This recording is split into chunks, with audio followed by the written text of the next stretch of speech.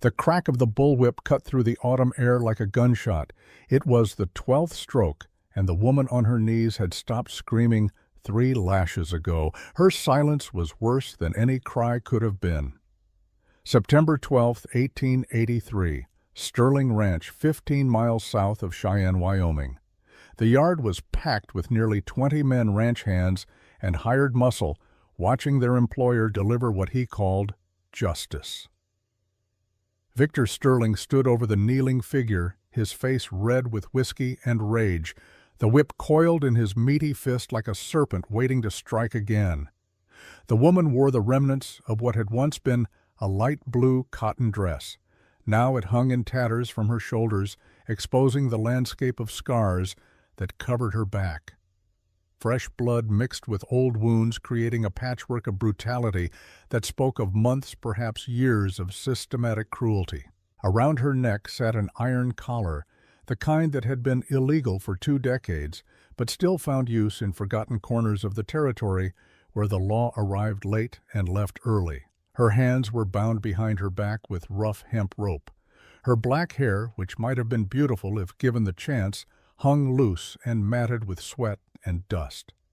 She swayed slightly, her body wanting to collapse, but some deeper instinct keeping her upright, knowing that falling would only invite more punishment. Sterling circled her like a predator examining wounded prey. His boots crunched on the gravel. He was a big man, 52 years old, wealthy beyond the dreams of most frontier settlers. He owned 3,000 acres, controlled the water rights for half the valley, and bought judges the way other men bought cattle. His word was law in this part of Wyoming, and he made sure everyone knew it. "You cost me money, China whore." His voice boomed across the yard, performing for his audience. "That vase was worth $200, 200 shipped, all the way from San Francisco just so you could smash it like the worthless piece of trash you are." The woman said nothing. Her eyes were fixed on the dirt beneath her knees, watching her blood make small dark circles in the dust. She had learned long ago that speaking only made things worse. Silence was the only defense she had left, and even that was failing her now. Sterling raised the whip again, measuring the distance, preparing for the 13th stroke. The assembled men shifted uncomfortably. Some looked away. Others watched with the dull fascination of men who had seen cruelty so often it no longer registered as anything unusual. This was the frontier. This was how things were. The whip rose. A hand caught it in midair. The crack this time was not leather on flesh, but knuckles on jaw, as Ethan Cole's fist connected with Victor Sterling's face. The big man went down hard, sprawling in the same dust where his victim knelt. The whip fell from nerveless fingers. Blood poured from Sterling's split lip, mixing with the whiskey on his breath as he gasped in shock. Ethan had come from the direction of the main road, drawn by the sound of the whip and the terrible silence that followed each strike. He had been in Cheyenne, buying supplies, planning to head back to his ranch before nightfall. Instead, he stood now in Victor Sterling's yard, his right hand still clenched in a fist, his gray eyes cold as winter stone. He was 39 years old, lean and weathered, with the kind of quiet strength that came from a decade of working land that did not want to be worked. His face bore the permanent tan of a man who lived outdoors, and his hands were calloused from rope and reins and the 10,000 small tasks that kept a ranch alive. He wore simple clothes, a rancher's outfit, nothing that marked him as anyone special. But the way he stood over Sterling, utterly unafraid, spoke of something harder than wealth could ever buy. Sterling scrambled backward, one hand to his bleeding mouth, the other reaching for the pistol at his belt. Ethan's hand moved faster, pulling his own revolver and leveling it with the practiced ease of a man who had pointed guns at other men before and knew exactly what it meant. "Touch her again," Ethan said quietly, "you die." The words were simple. No threats, no elaboration, just a statement of fact delivered in the flat tone of absolute certainty. Every man in that yard knew he meant it. Sterling's hand froze on his gun. His eyes, small and mean in his fleshy face, darted to his hired men. None of them moved. They might work for Sterling, but they were not about to die for him, especially not against a man who clearly knew which end of a gun to point. Sterling found his voice, though it came out higher than he intended. "She's my property. I bought her legal in San Francisco. You got no right to interfere." Ethan did not lower the gun. His gaze shifted to the woman for the first time. She had raised her head slightly, just enough to look at him through the curtain of her blood-matted hair. Her eyes were dark, almost black, and in them he saw something he recognized. Not hope exactly. Hope had been beaten out of her long ago, but perhaps the faint memory of what hope had once felt like. "Then I'll buy her," Ethan said, still looking at the woman. "Name your price." Sterling's expression shifted from shock to calculation. Here was an opportunity. This fool was actually willing to pay for worthless Chinese trash. He could name any number, fleece this idiot, and still have his property back within the week once the man came to his senses. $500, Sterling said, climbing to his feet, wiping blood from his chin. "Cash, right now." It was an impossible sum, and he knew it. More than most ranchers saw in a year. The smirk on his face said he had already won. Ethan holstered his revolver. Without a word, he walked to his horse tied to the hitching post at the edge of the yard. From his saddlebags he pulled a small leather pouch, all the money he had brought for supplies. He counted it out. $73. Not nearly enough. Then he unbuckled his gun belt and laid it on the ground. A Colt .45 Peacemaker with a hand-carved grip worth at least $150 to the right buyer. His saddle came next, custom-made leather that had cost him a small fortune 5 years ago. The Winchester rifle from his saddle scabbard followed, oiled and maintained, a weapon worth its weight in gold on the frontier. Finally, he reached into his vest pocket and pulled out a pocket watch. It was silver, with delicate engraving on the case. When he opened it, the inside lid revealed a small photograph of a woman with kind eyes and a gentle smile. He looked at the picture for a long moment, his jaw tight, then closed the watch and placed it on top of the pile. $520, Ethan said. "Take it or leave it." The yard had gone completely silent. Even Sterling's hired men stared in disbelief. No one gave up everything for a Chinese slave woman. No one. Sterling looked at the pile of goods, mentally calculating their value. The gun alone was worth more than he had paid for the woman. The saddle, the rifle, the watch. This fool had just handed him a fortune. "Deal," Sterling said quickly before the idiot could change his mind. He gestured to one of his men. "Cut her loose." The man hesitated, then moved forward with a knife, sawing through the ropes at the woman's wrists. She nearly fell forward when her arms came free, her hands numb from being bound for so long. Ethan stepped forward and caught her by the elbow, steadying her. The iron collar was still locked around her neck. "The collar," Ethan said to Sterling. "Take it off." Sterling shrugged and pulled a small key from his pocket, tossing it to one of his men. "Do it. She's not my problem anymore." The hired hand approached nervously, as if the woman might suddenly lash out. She stood perfectly still as he fitted the key into the lock. There was a click, and the collar fell away. It had been on her neck for so long that the skin beneath was raw and infected, oozing slightly where the metal had rubbed flesh down to nothing. For the first time, the woman spoke. Her voice was barely a whisper, roughened by screaming and thirst, but the words were clear enough. "Why?" She was looking at Ethan, her dark eyes searching his face for an answer he was not sure he had. Why, indeed? He did not know this woman. He did not know her name, her story, anything about her except that she had been broken and bleeding in the dirt, and something in him had refused to walk away. He did not answer her question. Instead, he took off his jacket and draped it over her shoulders, covering the exposed ruins of her back. The fabric was rough wool, but it was warm and clean, and smelled like honest work instead of blood and fear. "Can you walk?" he asked. She nodded, though it was a lie. The moment she took a step, her legs gave out. Ethan caught her before she fell, lifting her into his arms, as easily as he might carry a child. She weighed almost nothing, starved down to bone and sinew. In his arms he could feel the ridges of her ribs, the sharp angles of her spine through the torn dress. He carried her to his horse and lifted her onto the animal's bare back. His saddle was gone now, given to Sterling, but the horse was gentle and well-trained. The woman clutched the horse's mane with trembling fingers, swaying dangerously. Ethan took the reins and began to walk, leading the horse down the dusty road away from Sterling Ranch.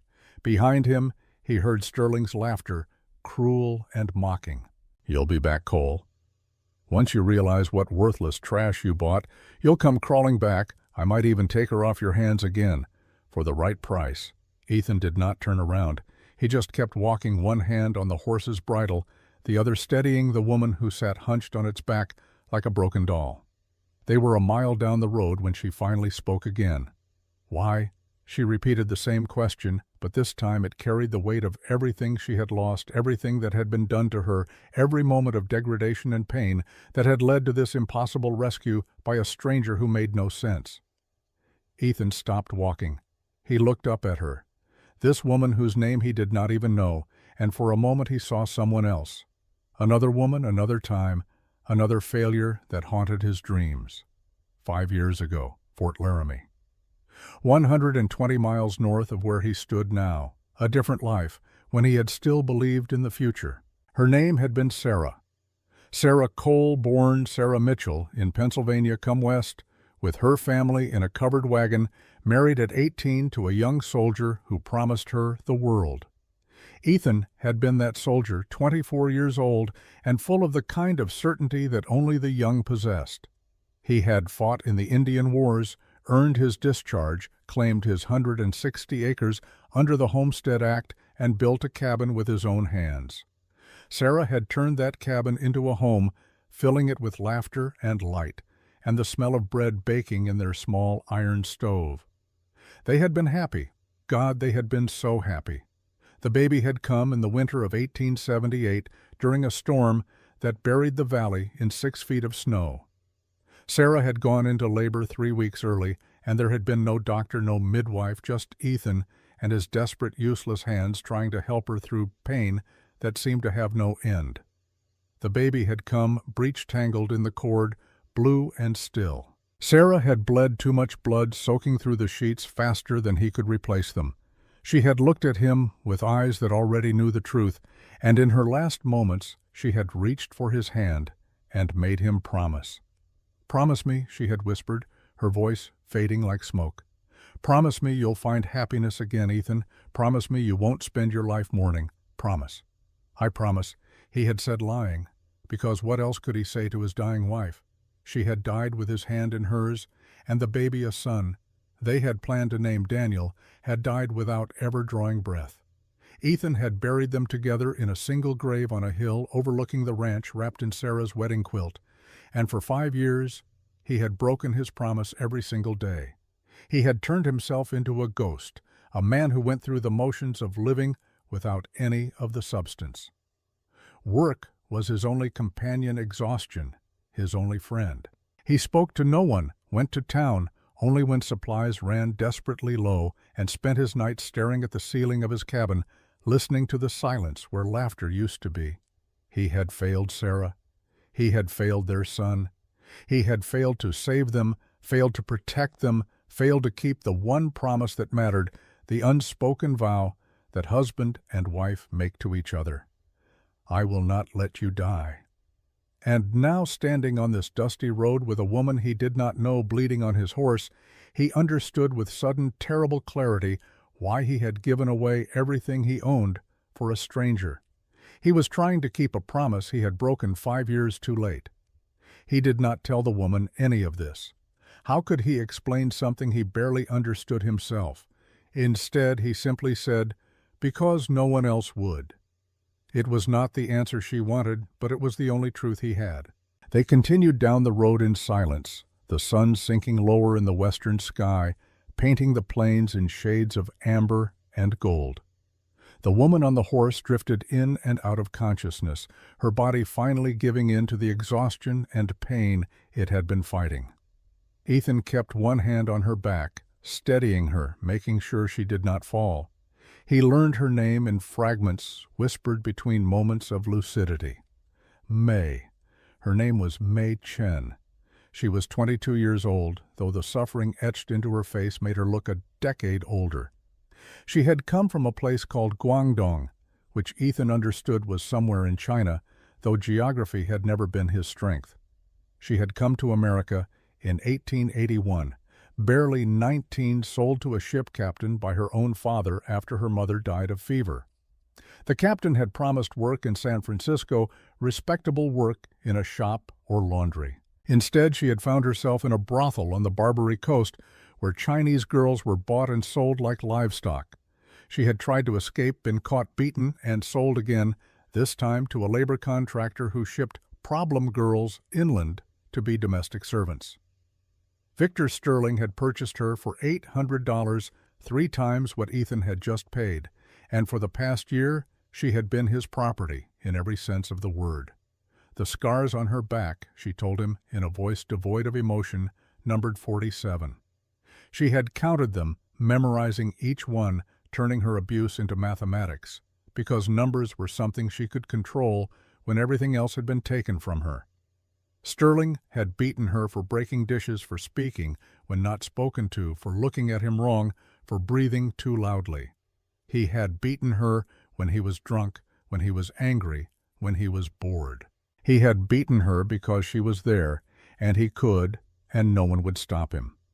She did not tell Ethan about the other things Sterling had done, the violations that left no visible scars, but he saw it in her eyes, in the way she flinched when his hand moved too quickly, in the way she positioned herself even while unconscious to protect her body from invisible blows. By the time they reached the coal ranch, the sun had set completely, leaving them to navigate by starlight and the memory of a path Ethan could have walked blind. The cabin appeared as a dark shape against the darker prairie, small and plain, and utterly alone. Ethan lifted May down from the horse, cradling her with the same care he might show a newborn foal. She was barely conscious, murmuring words in a language he did not understand. He carried her inside and laid her on his bed, the only bed in the cabin, pulling rough blankets over her broken body. He lit a lantern, and in its flickering light he saw his home through her eyes. One room, maybe 20 feet square, with a stone fireplace on one wall and a small cooking area on the other. A table with one chair. A shelf with a few books. A trunk containing all his worldly possessions, which were now considerably fewer than they had been that morning. The bed where May lay was the only real piece of furniture he owned, handmade from pine, with a mattress stuffed with prairie grass and covered with blankets Sarah had woven. On the small table beside the bed sat the only photograph he had of his wife, her face forever young, forever smiling, forever gone. May's eyes opened, focusing on the photograph with obvious effort. "Your wife?" she whispered. "Yes." "She beautiful?" "She was." "She dead?" "Yes." May's eyes closed again, too exhausted for further conversation. But before she slipped back into unconsciousness, she asked one more question, the third and final time she would ask it. "Why you saved me?" This time Ethan had an answer. He looked at the photograph of Sarah, at the promise he had broken, at the 5 years of grief he had worn like chains, and he spoke words he had not said aloud in half a decade. "Because I couldn't save her. But maybe I can save you." It was not redemption. Not yet. But it was something. A beginning, perhaps. A first step back from the edge of the abyss he had been circling for so long. He pulled a blanket over May, tucking it gently around her shoulders, careful not to touch the wounds on her back. She was already asleep, her breathing shallow but steady. He stood there for a moment, watching her in the lamplight, this stranger who had somehow become his responsibility, his burden, his chance at keeping a promise 5 years too late. Then he turned and walked outside, closing the cabin door behind him. He would sleep in the barn tonight, giving her privacy, giving her safety, giving her the first night in God knew how long, where she did not have to fear what might come through her door in the darkness.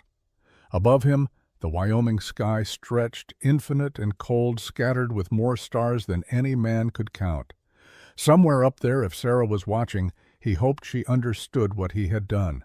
Hoped she forgave him for all the days he had wasted in grief instead of honoring her memory by living.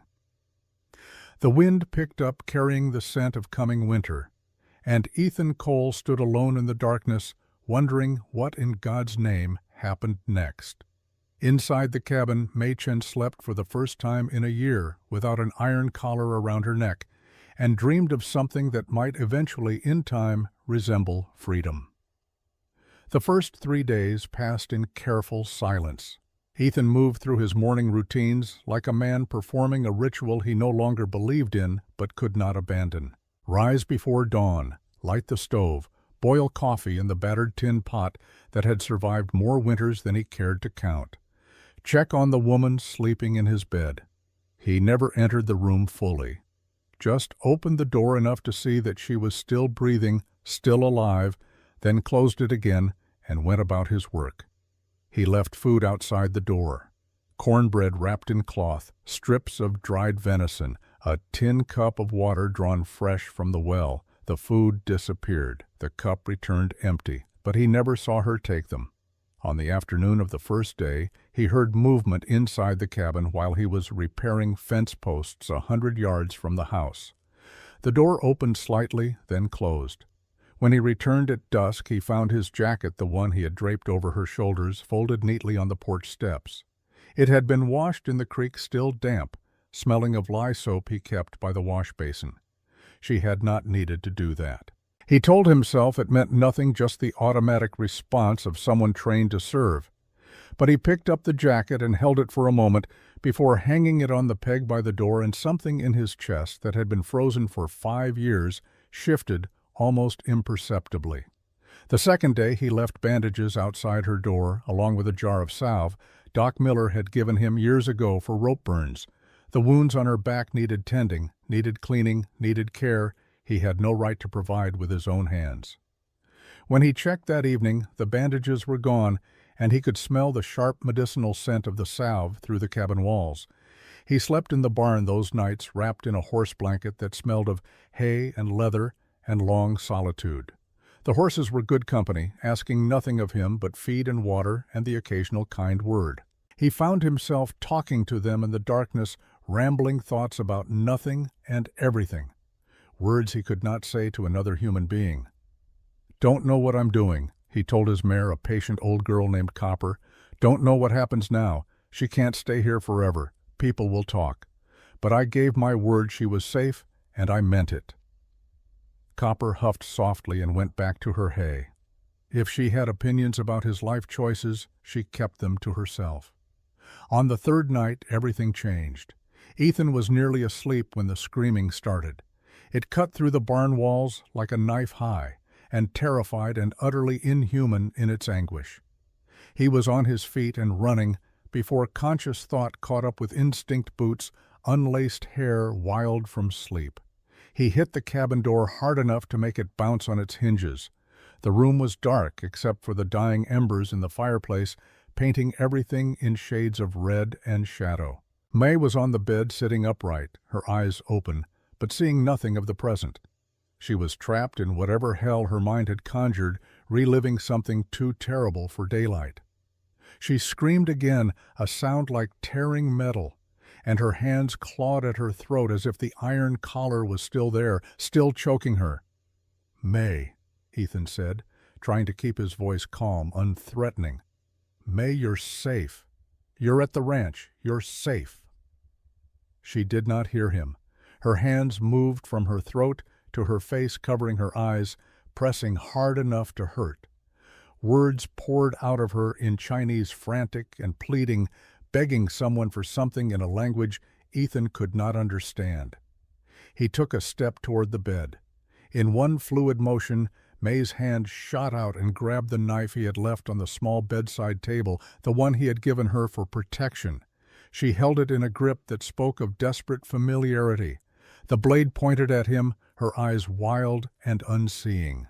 "Don't touch me." The words came out in English, heavily accented but unmistakable. "Don't touch me. I kill you. I kill you. Ethan froze. Slowly, carefully, he raised both hands, showing her his palms, showing her he held no weapon. I won't, he said quietly. I won't touch you. Never without permission. I promise. For a long moment she did not move. The knife trembled in her hand. Her breath came in ragged gasps. Then gradually her eyes began to focus. She saw where she was, saw him standing across the room with his hands raised, saw the knife in her own hand. The blade clattered to the floor. I'm sorry, she whispered, and the brokenness in her voice was worse than the screaming had been. I'm sorry. I thought, I dreamed. I know, Ethan said, though he did not know, could not know, would never fully understand what horrors played out behind her closed eyes each night. It's all right, you're safe here. He wanted to comfort her, wanted to tell her that the dreams would fade, that time would heal what cruelty had broken. But he had learned in 5 years of his own nightmares that some lies were too cruel to speak aloud. Instead, he picked up the knife from the floor, moving slowly so as not to startle her. He placed it back on the table within her reach. You keep this, he said. Always. You understand day or night, awake or asleep. You keep it. Anyone tries to hurt you, you use it, including me. She looked at him with those dark eyes that had seen too much, processing his words, testing them for hidden traps. You mean this, every word. He walked to the door, then paused. Without turning around, he said, There are fresh bandages by the wash basin, and clean water in the pitcher. Change your dressings before you sleep. Infection kills as sure as a bullet.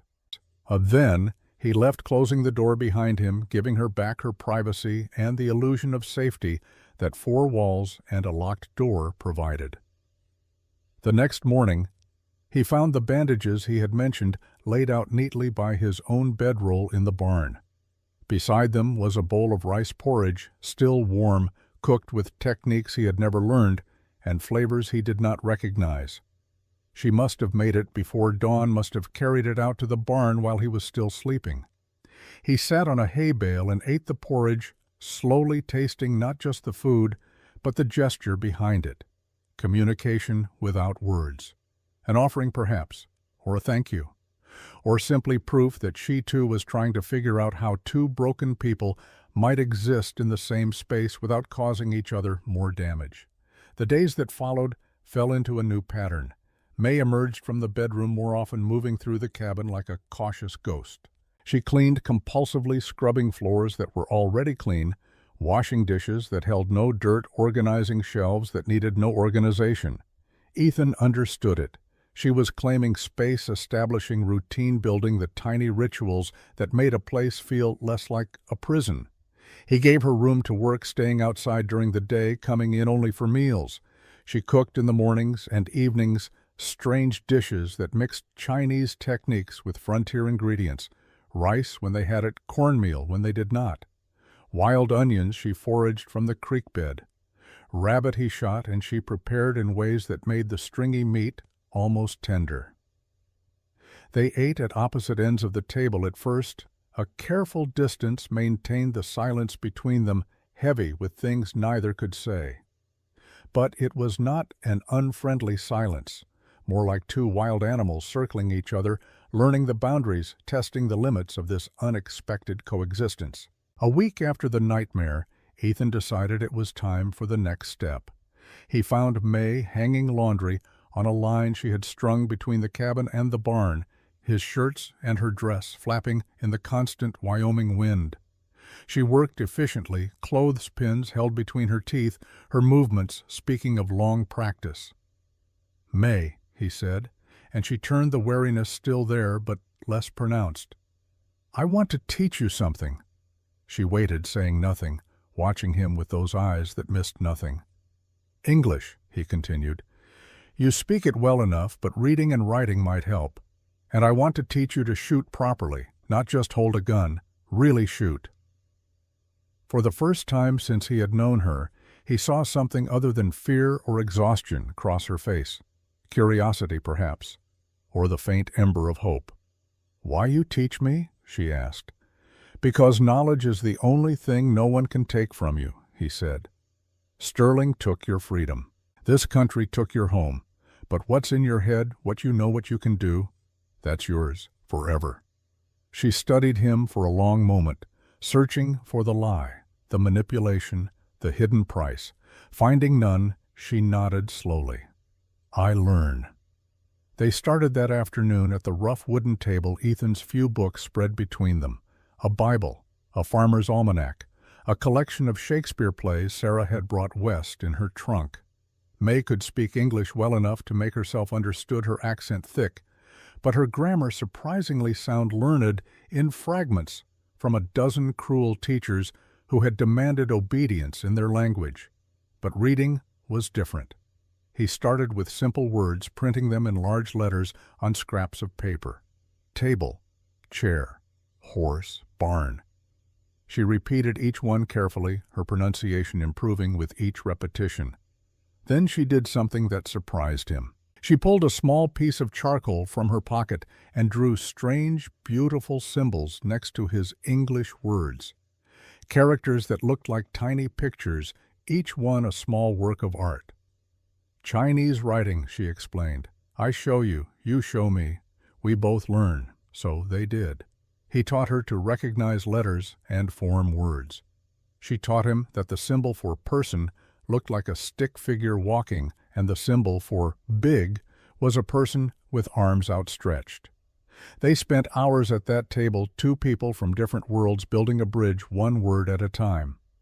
On the 5th day of lessons, she wrote a particularly complex character, one that required many strokes and careful attention. When she finished, she sat back and looked at it for a long moment, her eyes bright with something he had not seen before. What does it mean? He asked. Home, she whispered. And then, to his horror and helplessness, tears began to stream down her face. Not the violent sobbing of grief, but the quiet weeping of someone who had forgotten they still possessed the capacity for longing. I no have home, she said through her tears, her English breaking down under the weight of emotion. 5 year, no home, no family, no place I belong, nothing. Ethan sat across from her, his hands flat on the table, every instinct screaming at him to comfort her, and every lesson learned in the past week telling him that touching her without permission would destroy the fragile trust they had built. You have one now, he said quietly, as long as you want it. This place, this cabin. It's not much, but it's yours, for as long as you need it. She looked up at him, tears still wet on her cheeks, and for the first time she smiled. It was a small thing, barely there, gone almost as soon as it appeared, but it was real. The shooting lessons began the next morning. Ethan had retrieved his old Navy Colt from the barn, a revolver he had carried during his Army days, and kept clean more out of habit than expectation of use. He loaded it with practiced ease, the motion so ingrained they required no thought. May watched with the focused intensity she brought to everything, memorizing his movements. This is a gun, he said, stating the obvious because he did not know where else to start. Sterling might come back. The law might come asking questions. You need to be able to protect yourself when I'm not here. You understand? She nodded, her face serious. He handed her the revolver. It was heavy in her small hands, the weight unfamiliar.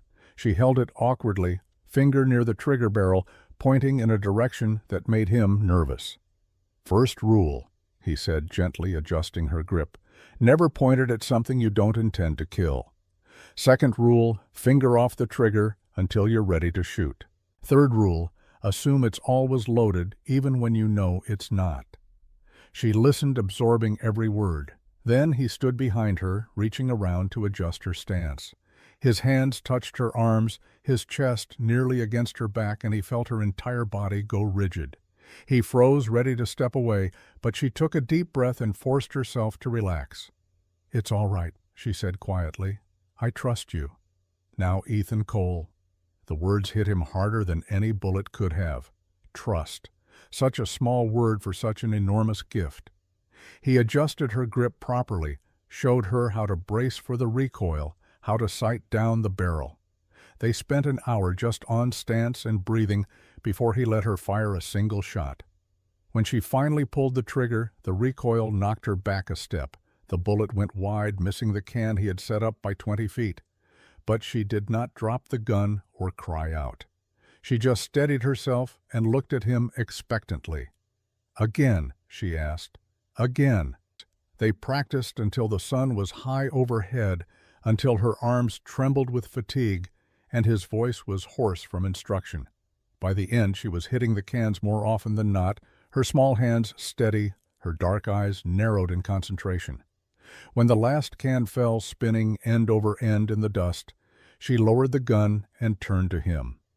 The smile that crossed her face was wider this time, reaching her eyes, transforming her worn features into something approaching beauty.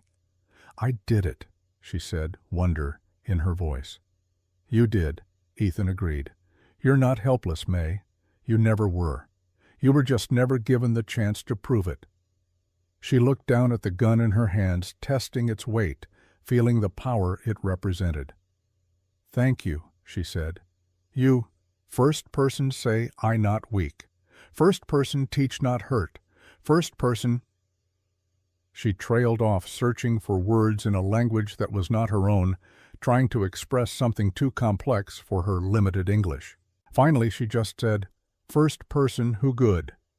That evening, for the first time since he had brought her to the ranch, May sat down at the table without waiting for him to sit first. Not at the far end, but close enough that they could pass dishes without stretching, close enough that their elbows nearly touched. They ate the meal she had prepared, a stew of rabbit and wild vegetables that warmed him from the inside out. And when the meal was done and the dishes were washed and the fire was banked for the night, she asked him the question he had been both expecting and dreading. "Why you no have wife now?" He could have deflected, could have changed the subject, but she had trusted him with her pain, her fears, her truth. He owed her the same. So he told her about Sarah, about the baby, about the promise he had made and broken every day since. He told her without embellishment, without asking for sympathy, just stating facts as he might report the weather. When he finished, May was quiet for a long moment. Then she said, "She lucky woman. Have husband love her so much." "I was the lucky one," Ethan replied, echoing what he had said 5 years ago to Sarah herself. "She want you happy," May said firmly. "Not always sad. Good wife want husband live not die inside." It was the simplest truth spoken by someone who barely knew him, and it cut through 5 years of self-imposed penance like a knife through paper. "Maybe," was all he could manage to say. Outside, the wind picked up howling across the empty prairie. Winter was coming. Ethan could smell it in the air. Soon they would be snowed and isolated, just the two of them in this small cabin for months on end. He should have been terrified by the prospect. Instead, for the first time in longer than he could remember, he found himself almost looking forward to tomorrow. October arrived with the kind of golden light that made the Wyoming plains look almost beautiful. The grass had turned the color of old honey, swaying in waves that stretched to the horizon. Mornings came later and colder each dawn, bringing frost that painted intricate patterns on the cabin windows. May had been at the ranch for 3 weeks, and the transformation was remarkable. The gaunt, broken woman Ethan had carried in his arms had begun to fill out slightly, her cheeks losing their hollow appearance. The wounds on her back were healing, though the scars would never fully disappear. She moved with more confidence, now her steps no longer the careful shuffle of someone expecting a blow at any moment. She had taken over the running of the cabin, completely organizing it with an efficiency that bordered on miraculous.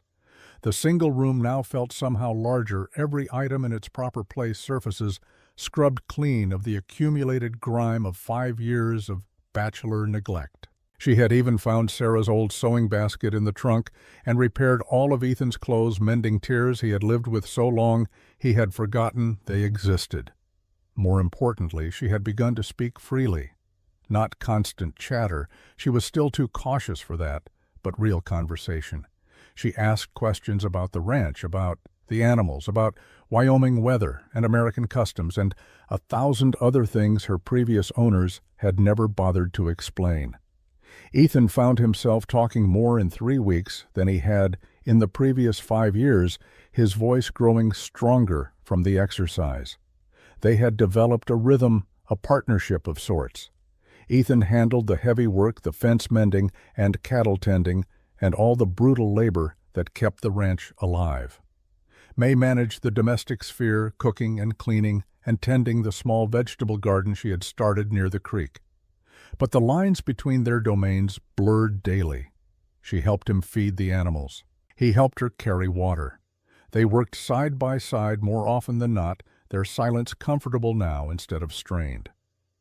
On the morning of October 20th, Ethan decided it was time to teach her to ride. He brought Copper, his gentlest mare, to the front of the cabin where May was hanging laundry. The horse was old and patient, the kind of animal that had forgotten how to spook at anything short of a lightning strike. "Today you learn to ride," he announced. May looked at the horse with obvious trepidation. Copper was not particularly large, as horses went, but to someone who had spent most of her life in cities and on ships, the animal must have seemed enormous. "Why I need learn?" she asked, though she was already approaching the horse, her natural curiosity overcoming her fear. "Because you need to be able to leave if you have to," Ethan said bluntly. "On foot you couldn't make it 5 miles before someone found you. On horseback you could make Cheyenne in 3 hours. Maybe catch a train west. Maybe disappear where Sterling could never find you." The practicality of the answer seemed to reassure her more than any gentle encouragement would have. She nodded and reached out tentatively to touch Copper's nose. The mare huffed softly, her big brown eyes half closed in contentment. For the next hour Ethan taught her the basics: how to approach a horse, how to check the saddle, how to mount without spooking the animal. May was a quick study, her movements becoming more confident with each repetition. Finally, it was time for her to actually sit in the saddle. She put her foot in the stirrup, but when she tried to pull herself up, she could not manage it. She lacked the upper body strength weakened by months of starvation and abuse. "Here," Ethan said, stepping close. "I'll help." He placed his hands on her waist, ready to boost her up, and felt her tense slightly, but she did not pull away. He lifted her easily, settling her into the saddle. Her hands gripped the pommel tightly, her knuckles white. "Relax," he said gently. "Copper can feel your fear. Breathe. Trust her. Trust yourself." He kept one hand on her ankle, steadying her, and took Copper's reins with the other. They walked slow circles around the cabin, May gradually loosening her death grip on the saddle. By the third circuit she was actually sitting upright, looking around instead of staring fixedly at the horse's mane. "How it feel?" Ethan asked. "Strange," she admitted. "But good strange, like I can go anywhere." "You can," he said, and realized as he spoke that he meant it not as a threat but as a gift. She could leave whenever she wanted. He had given her the tools. The choice was hers. After the 5th circle, he handed her the reins. His hand covered hers, showing her how to guide the horse with gentle pressure. This time, when their skin touched, she did not tense at all. Her hand relaxed under his, learning the feel of control. "I trust you now, Ethan Cole," she said quietly, not looking at him, her eyes on the horizon. The words should not have affected him so profoundly. They were simple words, a basic statement of fact, but they settled into his chest like a stone dropping into deep water, sending ripples through everything he thought he understood about himself. "Good," was all he managed to say. "That's good." 3 days later, Ethan announced they needed to go to Cheyenne. His supplies were running dangerously low: flour, salt, coffee, all the essentials that could not be grown or hunted. He had been putting off the trip, reluctant to leave the isolated safety of the ranch, but winter was coming fast, and he could not face months of snow without proper provisions. "I come with you," May said when he mentioned the trip. He started to refuse, started to list all the reasons why she should stay hidden at the ranch. Then he stopped himself. She was not his prisoner. She was not his property.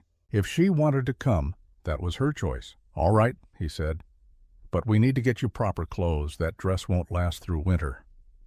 The dress she wore was the same one she had arrived in, washed and mended, but still threadbare. He dug through Sarah's trunk, something he had not opened in 5 years, and found a simple brown dress that would fit May with some adjustment. She took it reverently, running her fingers over the fabric. "Your wife's?" she asked. "Yes, she would want you to have it." That night by lamplight, May altered the dress to fit her smaller frame. Her needle moved with the speed and precision of someone who had sewn 1,000 garments.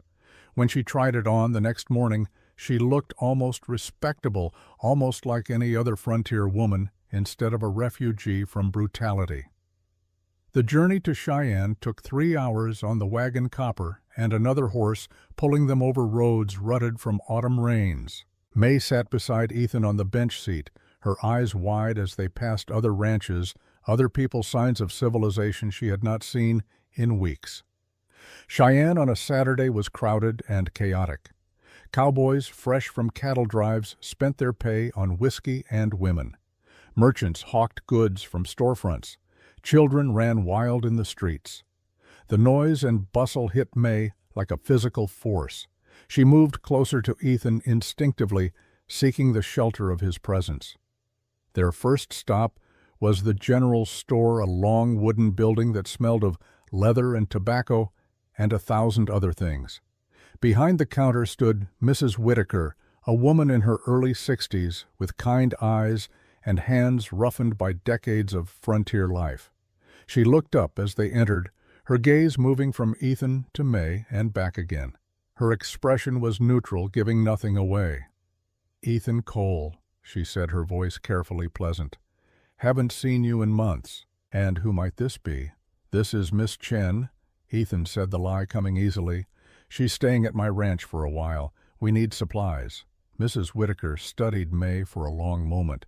The older woman had seen everything in 40 years of running a frontier store. She knew the look of abuse, knew the signs of a woman running from something, but she also knew when to keep her mouth shut. "Pleased to meet you, Miss Chen," she said warmly. "Let me know if you need help finding anything." May nodded shyly, staying close to Ethan as they moved through the store. He gathered the essentials while she examined items with the fascination of someone seeing abundance for the first time in years. Bolts of fabric, jars of preserves, tools and trinkets, and 1,000 small luxuries she had been denied. At the counter, Mrs. Whitaker rang up their purchases. As Ethan counted out his money, she leaned forward slightly and asked in a low voice, "She your wife, Ethan?" The question hung in the air. Ethan was acutely aware of May beside him, understanding enough English to follow the conversation. "She's under my protection," he said finally, choosing words carefully. Mrs. Whitaker nodded slowly, her eyes knowing. "I see. Well, you tell her if she needs anything. Woman to woman, my door's always open. Not everyone in this town is as understanding as they should be, but some of us remember what it's like to need help." "Thank you, ma'am," May said softly, her first words since entering the store. They were loading supplies into the wagon when Sheriff Harris approached. He was a big man, 50 years old, with a face that had seen too much sun and a gut that spoke of too much whiskey. He walked with the swagger of someone who knew he owned the law in this county. "Cole," he said, his voice friendly enough, but his eyes hard. "Heard you had some excitement out at Sterling Ranch a few weeks back." Ethan kept loading supplies, not looking up. "Don't know what you heard." "Heard you bought yourself a Chinese girl. Paid good money for her, too. Sterling's been complaining all over town that you stole his property." "I didn't steal anything. I bought her fair and square. He took my money." Harris spat tobacco juice into the dirt. "That's what I told him." "But Sterling's a powerful man, Ethan. Got friends in high places. He's not the kind to forget a slight." "Is there a point to this conversation, Sheriff? Just a friendly warning. Sterling's asking questions, making noise about getting his property back. Says she ran away after you bought her, which voids the transaction. Says he wants her returned." Ethan finally stopped loading and turned to face the sheriff. "She didn't run anywhere. She's at my ranch of her own free will." "That's your story. Sterling's got a different one." Harris glanced at May, who had gone very still, very pale. "My advice, send her back. Avoid the trouble. Chinese girls are a dime a dozen. Not worth making an enemy over." "Over my dead body," Ethan said quietly. Harris sighed. "Might come to that. Sterling's got lawyers, got judges in his pocket. You're just a rancher, Ethan. Can't fight money and power with stubbornness. We'll see." The sheriff shrugged and walked away, leaving Ethan and May standing by the wagon. She was trembling, her hands clutched together so tightly the knuckles had gone white. "He come for me," she whispered. "He kill me if I go back. He say so. Many times." "You're not going back," Ethan said firmly. "I gave you my word. You're safe." But even as he said it, he knew the words might be empty. Sterling had the law on his side, had money and influence Ethan could never match. If it came to a legal fight, they would lose. And if they lost, May would be dragged back to Sterling Ranch, and everything Ethan had done would be for nothing. They rode back to the ranch in heavy silence. The golden afternoon that had seemed so beautiful on the journey out now felt oppressive. The sky too big, the land too empty, offering no shelter from what was coming. That night Ethan sat at the table trying to figure out what to do. He had no lawyer, no money for one, even if he wanted to hire someone. His only asset was the ranch itself, and even that was mortgaged to pay for improvements he had made years ago. He was, as Harris had pointed out, just a rancher. No one important, no one with power. He was so lost in thought that he did not hear the knock at the door until it came a second time. He opened it to find a young deputy standing on his porch looking uncomfortable. "Mr. Cole, I have a delivery for you." The deputy handed him an official-looking envelope, then left quickly, as if afraid of being associated with whatever trouble was coming.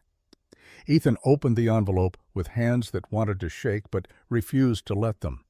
It was a summons. Formal legal papers on expensive stationery. Victor Sterling was suing for the return of his property, one May Chen purchased illegally and currently being held against her will by one Ethan Cole.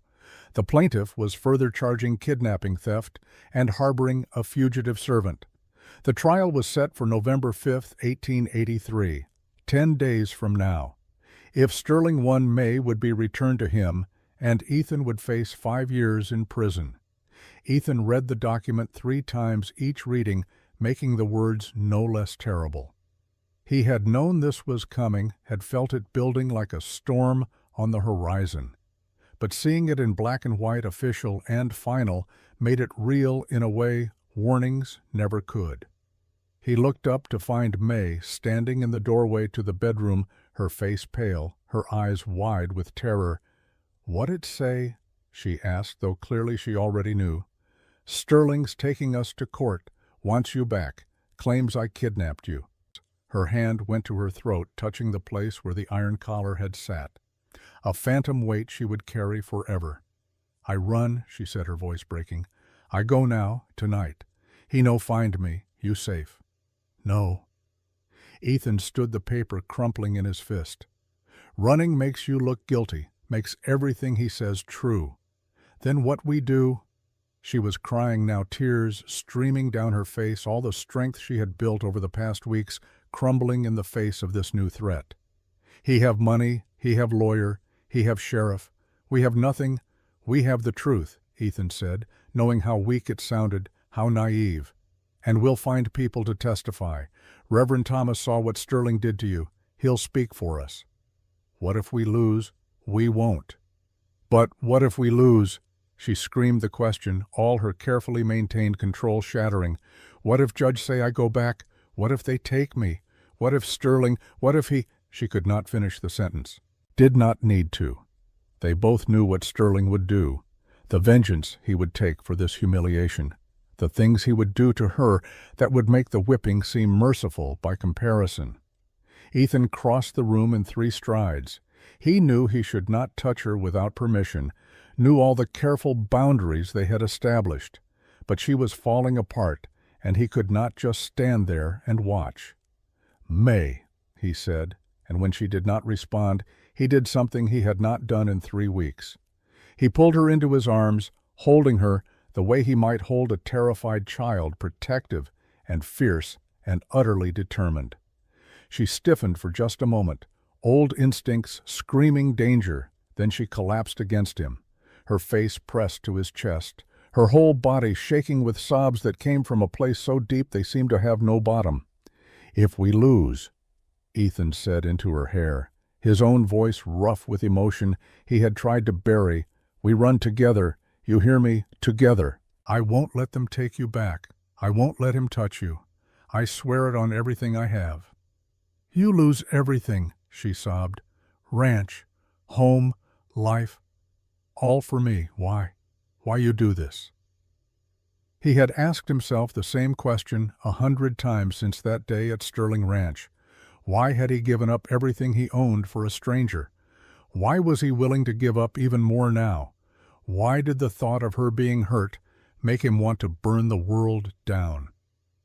The answer had been forming slowly over the past 3 weeks, crystallizing in quiet moments and shared meals and the sound of her humming Chinese songs while she cooked. It was not the answer he had expected, not redemption for Sarah, not atonement for his failures. Something newer, something that terrified him more than any legal threat ever could. But he could not say it. Not yet. Maybe not ever. Instead, he just held her while she cried, her tears soaking through his shirt, her hands clutching at him like he was the only solid thing in a world that had proven itself made of quicksand and lies. They stayed that way for a long time, two broken people holding each other upright in the darkness, while outside the Wyoming wind picked up, and the first snow of winter began to fall. The snow that had started the night of the summons continued for 3 days, blanketing the prairie in white silence. Ethan used the time to prepare riding through the storm to visit Reverend Thomas, a 70-year-old man of God who had witnessed Sterling's public brutality and agreed without hesitation to testify. "I saw what that man did," the Reverend said, his weathered hands shaking with righteous anger. "Saw him beat her like an animal in front of decent people who did nothing. I'll stand with you, Ethan. Before God and the law, I'll tell the truth." Mrs. Whitaker also agreed to testify, as did Doc Miller, who would provide medical evidence of the 47 scars on May's back. But as Ethan made his rounds, he felt the chill of public opinion turning against him. Sterling owned too much land, employed too many men, held too many debts. People who might have helped stayed silent, afraid of what opposing him might cost them. On the 4th morning after the summons, the snow stopped. The sky cleared to a hard blue that hurt to look at, and Victor Sterling came to collect what he believed was his. Ethan was in the barn mucking out stalls when he heard the horses. 4 riders coming fast across the frozen ground, their breath making clouds in the cold air. He recognized Sterling's massive black gelding, immediately the kind of expensive animal that proclaimed its owner's wealth with every step. He set down his pitchfork and walked to the cabin, his hand resting casually on the revolver at his hip. Inside, May was kneading bread dough, her hands covered in flour. She looked up as he entered, saw his face, and knew immediately that something was wrong. "Stay inside," he said quietly. "No matter what happens, stay inside." "Ethan." "Please, May, trust me." She nodded, but her hand moved to the revolver he had given her, now kept always within reach. He saw her checking the cylinder, making sure it was loaded, her movements confident from weeks of practice. Whatever happened, she would not be helpless. Ethan stepped out onto the porch as the riders pulled up 20 feet from the cabin. Sterling sat his horse like a king, surveying conquered territory, flanked by 3 hired guns Ethan recognized from the auction. Hard men with harder eyes, the kind who killed for wages and slept soundly after. "Ethan Cole," Sterling called out, his voice booming with false bonhomie. "Come to have a neighborly chat." "We've got nothing to chat about, Sterling. Turn around and leave my land." Sterling laughed, the sound ugly and full of malice. "Your land? For how much longer, I wonder? After the judge rules against you, after you're sitting in prison for kidnapping, who do you think will buy this pathetic little ranch? Probably me, for pennies on the dollar. You're not getting May back, not now, Not ever. That China bitch is mine." Sterling's facade of civility dropped like a discarded mask. "I paid $800 for her in San Francisco.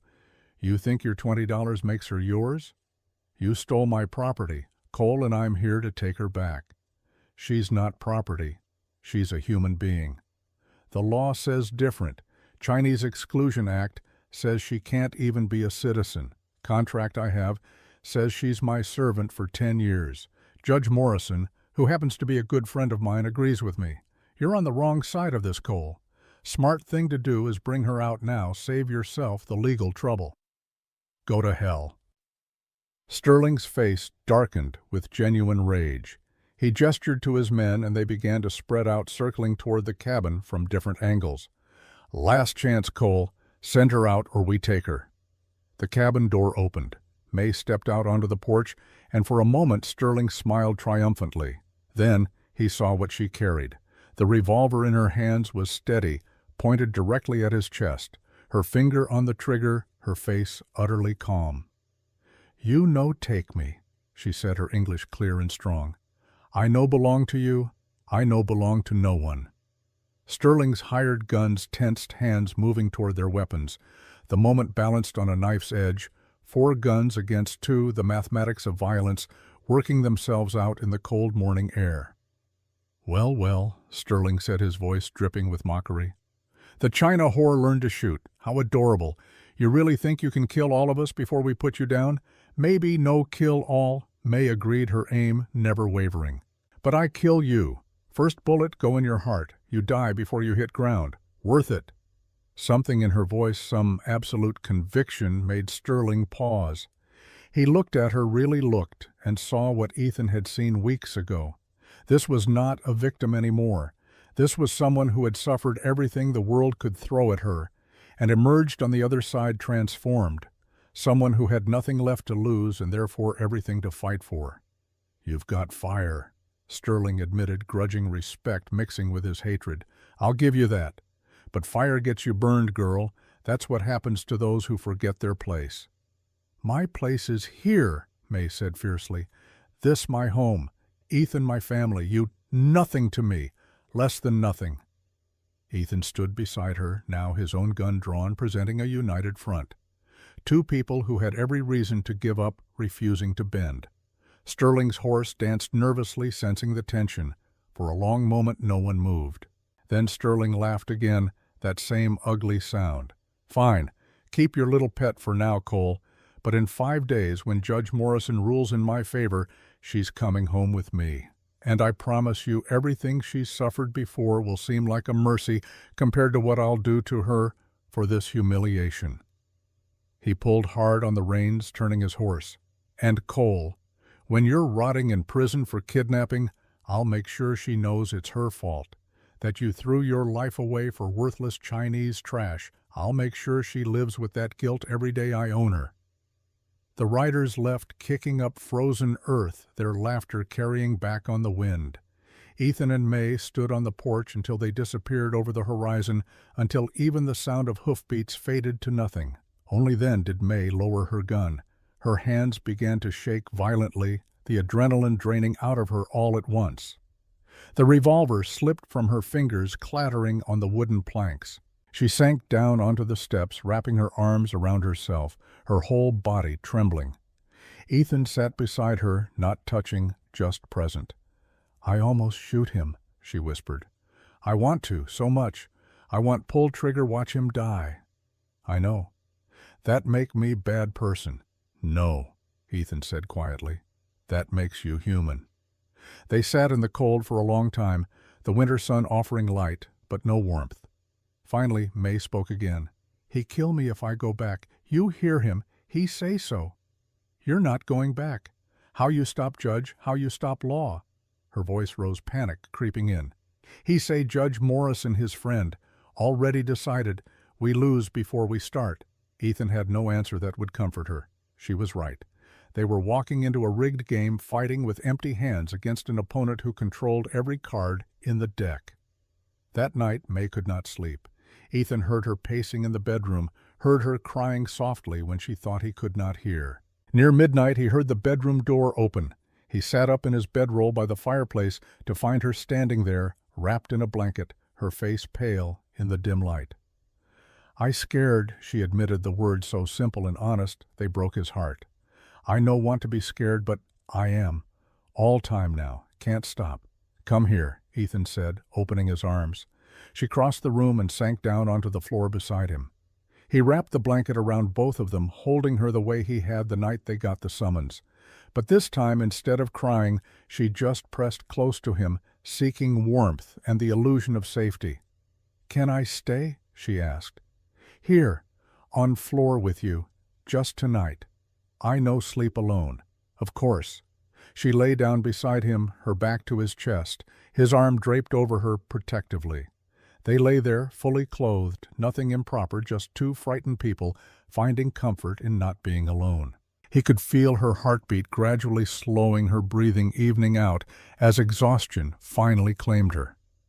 "I feel safe," she murmured, half asleep. "Only with you, nowhere else, no one else." "I won't let him touch you," Ethan whispered into the darkness, making a promise he had no idea how to keep. "I swear on Sarah's grave, on everything I am, I won't let him hurt you." She was already asleep, her hand clutching his arm as if afraid he might disappear. Ethan lay awake for hours, listening to her breathe, feeling the fragile trust she had placed in him like a physical weight. He had failed to protect Sarah, had failed to save his son. The thought of failing May, of watching her be dragged back to Sterling Ranch, and all the horrors that awaited her there, made him want to scream. But screaming would not help. Neither would fear. He needed a plan, something to turn the tide some way, to fight money and influence with nothing but stubborn determination and the truth. The truth. That was all he had. May's scars, the testimony of good people. The simple fact that what Sterling had done was wrong, illegal, immoral. Surely that had to count for something even in a court where the judge was bought and paid for. Surely. The next morning, May woke with a fever. The stress of the past days had weakened her system, and now her body was paying the price. She tried to get up to maintain her routines, but collapsed halfway across the room. Ethan caught her before she hit the floor, her skin burning hot under his hands.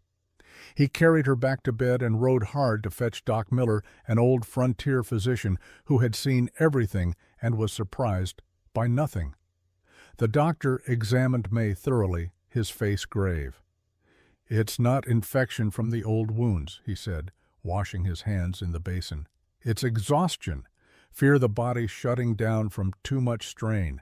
She needs rest fluids, and most importantly, she needs to stop being terrified every waking moment." "Can you help her?" Ethan asked. "I can treat the fever, but the real sickness." "That's fear, Ethan. And the only cure for that is removing the threat, which means winning that trial." For 3 days, May drifted in and out of consciousness, her fever spiking and falling like a tide. In her delirium, she spoke in Chinese, calling out for her mother, for her home, for a life that had been stolen from her years ago. She thrashed in the bed, fighting invisible demons, reliving torments Ethan could only imagine. He sat beside her through it all, cooling her forehead with damp cloths, forcing water between her lips when she would take it, holding her hand through the worst of the nightmares.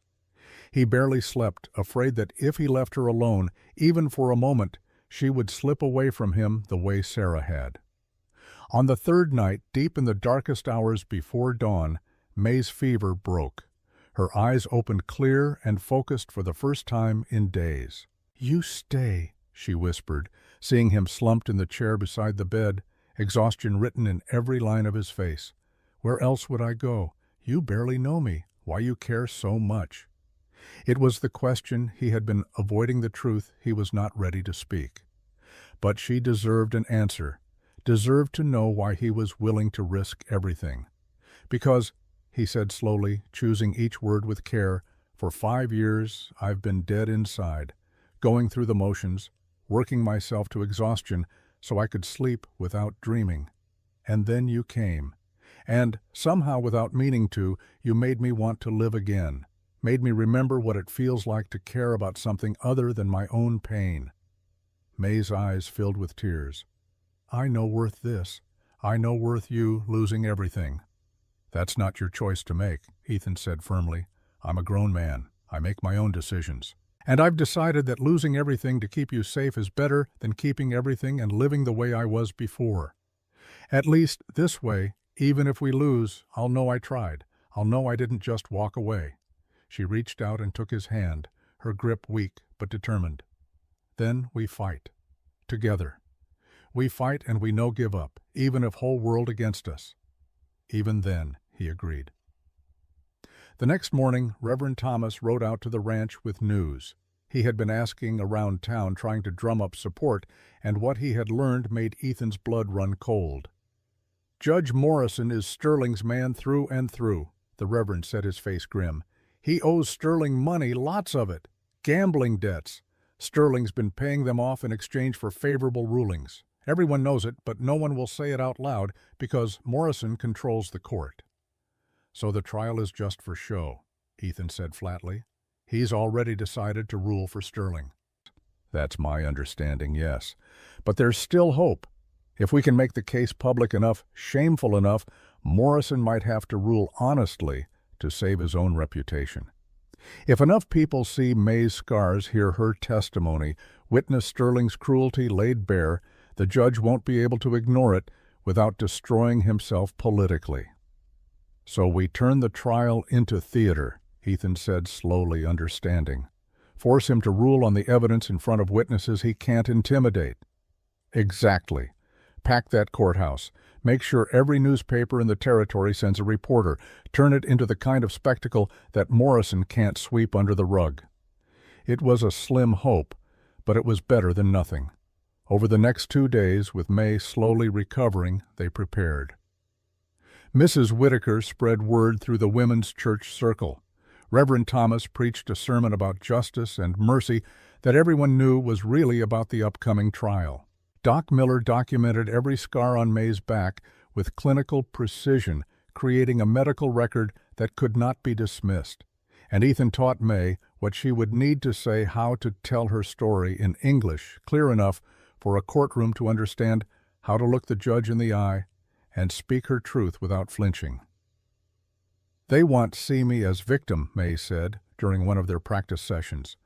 Weak Chinese woman need white man save her. But I no weak. I survive. I fight. I choose to be here. Then that's what you tell them, Ethan said. You tell them the truth, that Sterling tortured you, that I gave you a choice, that you chose freedom. The night before the trial, they sat together at the table, neither of them able to eat the meal May had prepared. Tomorrow would decide everything, their future, their freedom, perhaps their lives. If we lose, May said quietly, if judge say I go back, what we do? Ethan looked at her across the table, this woman who had somehow become the center of his world in just a few short weeks. The answer came easily without hesitation. Then we run. Mexico maybe, or Canada, somewhere Sterling's money and influence don't reach. Somewhere we can start over. You give up ranch for me, your home. A home is just wood and stone without someone to share it with, Ethan said. I learned that the hard way. You're more important than any piece of land. May stood and walked around the table. She took his face in her hands, making him look at her. Whatever happened tomorrow, she said, I want you to know, you saved my life, not just body, my soul. You give me back my humanity. I never forget that. Never. Then she did something that surprised them both. She leaned down and pressed her lips to his forehead, a gesture of gratitude and affection, and something deeper that neither of them was quite ready to name. Tomorrow we fight, she whispered, and whatever happened, we fight together. Outside, the wind picked up howling across the frozen prairie. Inside, two people who had every reason to give up held on to each other and held on to hope, however fragile it might be. The trial was 1 day away. November 5th arrived with a sky the color of old pewter, heavy with the promise of snow. Ethan and May made the journey to Cheyenne in silence, the wagon wheels crunching over frozen ground, each rotation bringing them closer to a reckoning neither could control. May wore Sarah's brown dress, freshly pressed, her hair pulled back severely from her face. She looked respectable, dignified, nothing like the broken woman Sterling had beaten in his yard. But beneath the careful presentation, Ethan could see the terror in her eyes, the way her hands twisted together in her lap, the shallow quickness of her breathing. "Remember what we practiced," he said quietly. "Tell the truth. Let them see what he did to you. Let them see who you really are." She nodded, not trusting her voice. The courthouse in Cheyenne was a squat brick building that pretended to grandeur it did not possess. By the time they arrived, a crowd had already gathered. Reverend Thomas had done his work well. The pews were packed with townspeople, curious onlookers, and a scattering of faces Ethan recognized as allies. Mrs. Whitaker sat in the front row, her expression stern and righteous. Doc Miller stood near the back, his medical bag at his feet. But there were others, too. Sterling's men hired guns and ranch hands, filling half the courtroom with their menacing presence. And Sterling himself, seated at the plaintiff's table with his lawyer, a slick man from Denver named Hutchinson, who wore an expensive suit and the smug expression of someone who had never lost a case he was paid well enough to win. Judge Morrison presided from his bench, a heavy man in his 60s, with jowls that hung like curtains and eyes that never quite met anyone's gaze directly.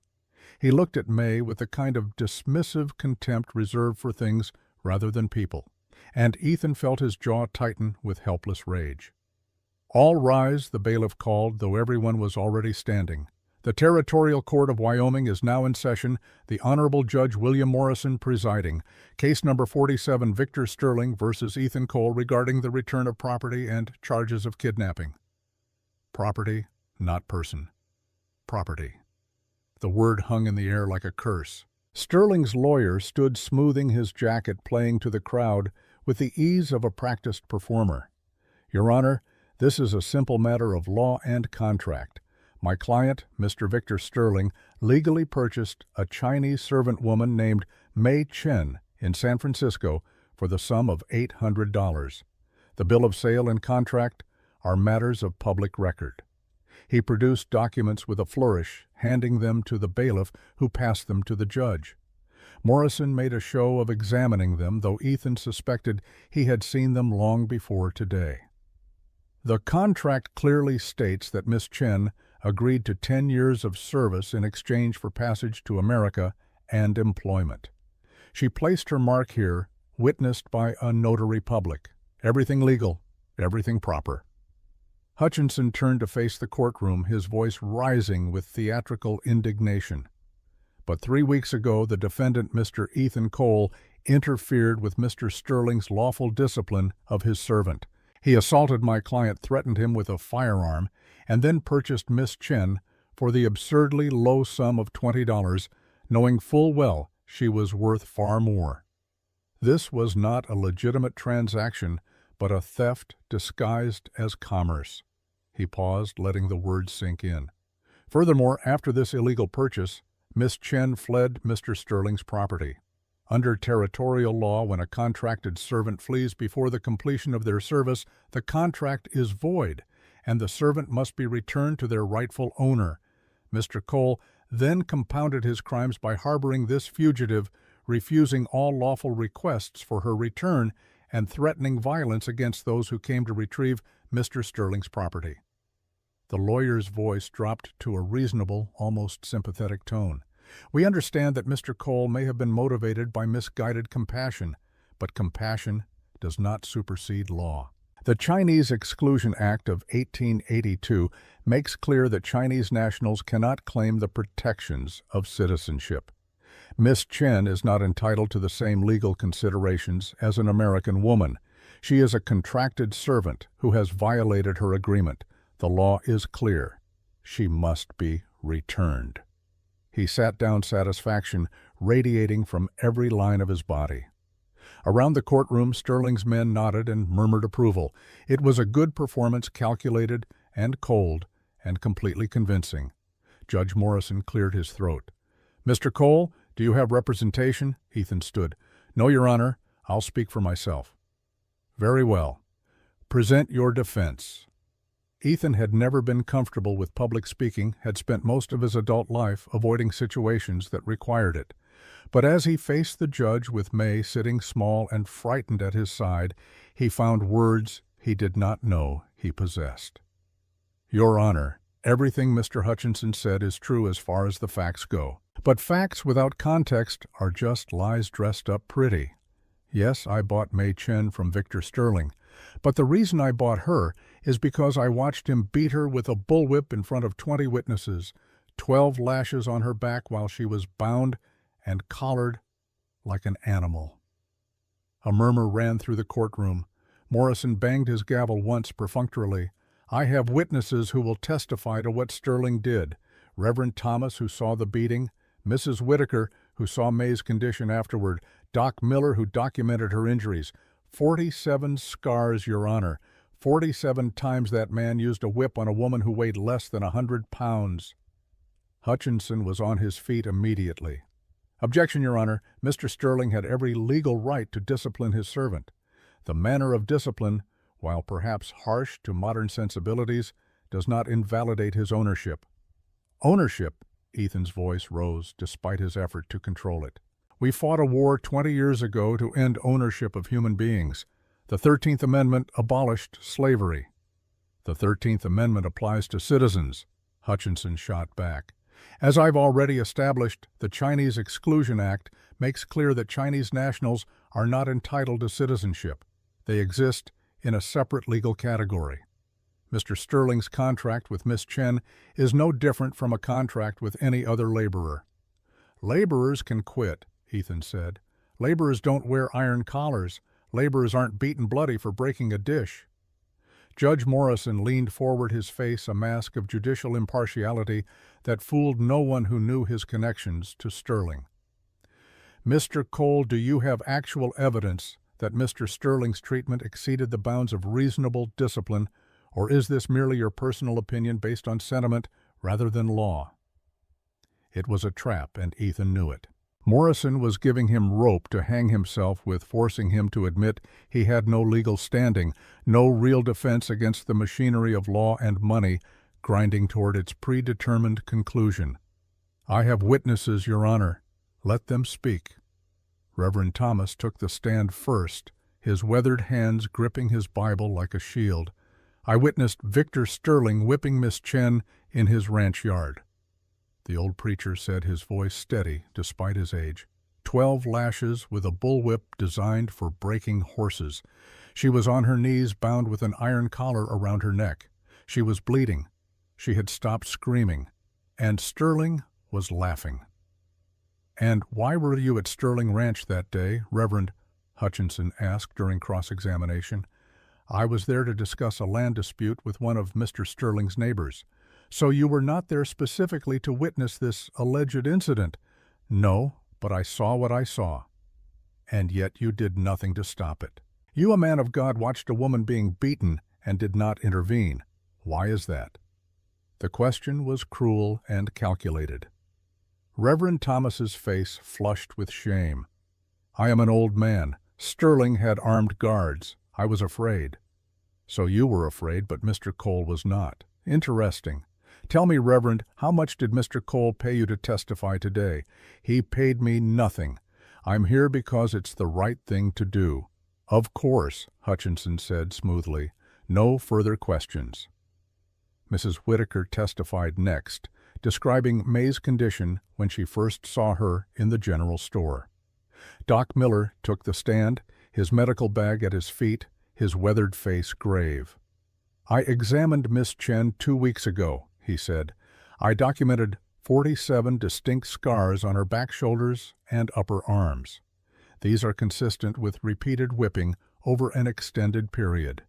Some scars are years old.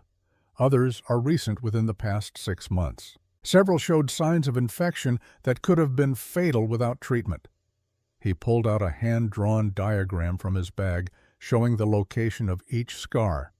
In my 40 years as a frontier physician, I've seen war wounds, animal attacks, and accidents of every kind. But this, he tapped the diagram, this is systematic torture. No other word for it. Hutchinson stood for cross-examination, but before he could speak, he produced another folder. Your Honor, I have additional evidence that speaks to Miss Chen's character. The lawyer announced his confidence returning. He laid documents on the judge's bench. This is a police report from San Francisco, dated April 1882. It shows that Miss Chen was arrested for theft while working in a shop on the Barbary Coast. She stole jewelry worth over $300 from her employer. Gasps rippled through the courtroom. May's face went pale, her hands gripping the table. These are certified copies from the San Francisco Police Department, Hutchinson continued smoothly. They prove that Miss Chen is not the innocent victim Mr. Cole portrays, but a known criminal. My client had every right to discipline a thief in his employ. Ethan stood abruptly. Your Honor, may I examine those documents? Morrison looked annoyed, but nodded. Ethan took the papers, his eyes scanning quickly. They looked official. Stamped signatures, dates. But something nagged at him. These are forgeries, Ethan said flatly. That's a serious accusation, Mr. Cole. Morrison warned, though his voice lacked conviction. The date is wrong. Ethan pressed, his voice rising. This report claims May was arrested in April 1882 in San Francisco, but according to the contract Mr. Sterling himself submitted as evidence, May didn't arrive in San Francisco until August 1881 and was immediately sold to Sterling in September 1882. How could she be arrested in April for working in a shop she didn't even reach until 4 months later? The courtroom erupted in murmurs. Hutchinson's face drained of color as he snatched the documents back, checking the dates himself. Furthermore, Ethan continued, pointing at the papers, the notary stamp is from Denver, Colorado, not San Francisco, California. Why would a San Francisco police report be notarized in a completely different state 1,000 miles away? Sterling was on his feet, his face purple. Those documents are legitimate. I paid good money. He stopped, realizing what he had just admitted. Judge Morrison's expression hardened. For once, genuine anger replaced his usual complicity. Mr. Sterling, did you purchase forged documents to present to this court? Sterling's silence was damning. Submitting fraudulent evidence is a criminal offense, Morrison said coldly, and for the first time in the trial his voice carried real authority. This entire case is beginning to look less like a property dispute and more like an orchestrated campaign of abuse supported by lies. But Hutchinson dismantled the remaining testimonies with practiced ease, and despite the exposed forgery, the momentum seemed to shift back towards Sterling. By the time the defense rested, Ethan could feel the case slipping away like sand through his fingers. The judge's expression had not changed, but there was a smugness in his eyes that spoke of a decision already made. Morrison shuffled his papers, preparing to render his verdict. Around the courtroom, people shifted in their seats, sensing the end approaching. Sterling leaned back in his chair, a satisfied smile playing at his lips.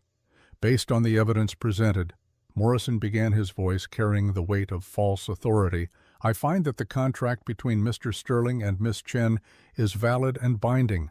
Furthermore, I find that Miss Chen did willfully flee Mr. Sterling's employ, thereby voiding the transaction between Mr. Sterling and Mr. Cole. Therefore, I order that Miss Chen be returned immediately to Mr. Sterling's custody, and I further order that Mr. Cole pay restitution of— Your Honor? Ethan stood, interrupting the judge mid-sentence. Around the courtroom, shocked gasps rippled through the crowd. You did not interrupt a judge. Not ever. Morrison's face purpled with rage. Mr. Cole, you will sit down and remain silent, or I will hold you in contempt. With respect, Your Honor, I have one more witness. The law entitles me to present my full defense before you rule. You've presented your defense, your witnesses have testified, but I haven't heard from the most important witness of all, Ethan said, his voice calm, despite the hammering of his heart. I haven't heard from Miss Chen herself." Morrison looked trapped. To deny May the right to testify would be too obvious, too blatant an injustice even for a bought judge. Hutchinson was on his feet objecting strenuously, but Morrison waved him down. "Very well," the judge said through gritted teeth. "But make it brief. This court has been patient enough." Ethan turned to May. She sat frozen in her chair, her face pale, her hands clutching the edge of the table so hard her knuckles had gone white. The thought of standing before all these people, of exposing herself to their judgment and Sterling's hatred clearly terrified her. He knelt beside her chair so he could speak quietly just for her ears. "You don't have to do this," he whispered. "If it's too much, we can stop now. We can run. Leave today. I won't force you to suffer through this." She looked at him with those dark eyes that had seen too much suffering, and he saw her make a choice. Saw the moment when fear gave way to something harder, something forged in the crucible of everything she had survived. "No," she said, her voice stronger than he expected.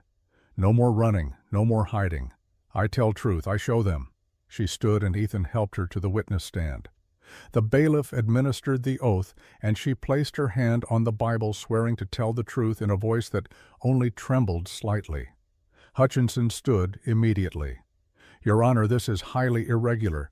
The defendant's property cannot testify on his behalf." "I'm not his property," May said clearly, the words cutting through the lawyer's objection like a knife. "I'm not anyone's property. I am person." The courtroom went absolutely silent. Ethan stepped forward. "May, can you tell the court what happened at Sterling Ranch?" She took a deep breath, and then she began to speak. Her English was accented, but clear, her words simple but devastating in their honesty. "Mr. Sterling beat me many times, with fist, with whip, with anything he want. He say I his property. I have no rights, no one care what happened to Chinese girl." "Why did he beat you that day, the day I found you?" "I drop vase, accident. I clean his house, I slip vase fall. He get very angry, say I cost him money, say he teach me lesson I never forget." "What did he do?" "He tie my hands. He put me on knees in yard. He make everyone watch. Then he use whip." Her voice remained steady, but tears began to run down her face, silent and unstoppable. "How many times did he hit you?" 12 times. I count each one. I always count. Help me stay. Stay in my mind, not go away to dark place." "Objection," Hutchinson roared. "This is nothing but an attempt to play on the emotions of this court. Mr. Sterling had every right to discipline his servant.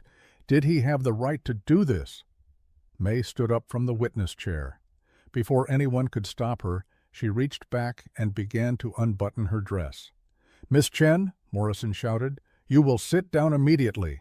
But May ignored him. She turned her back to the courtroom and pulled the dress down to her waist, exposing the landscape of scars that covered her skin from shoulders to lower back. 47 raised welts, some old and white, some newer, and still pink, creating a map of systematic torture that took the breath from every person in that room.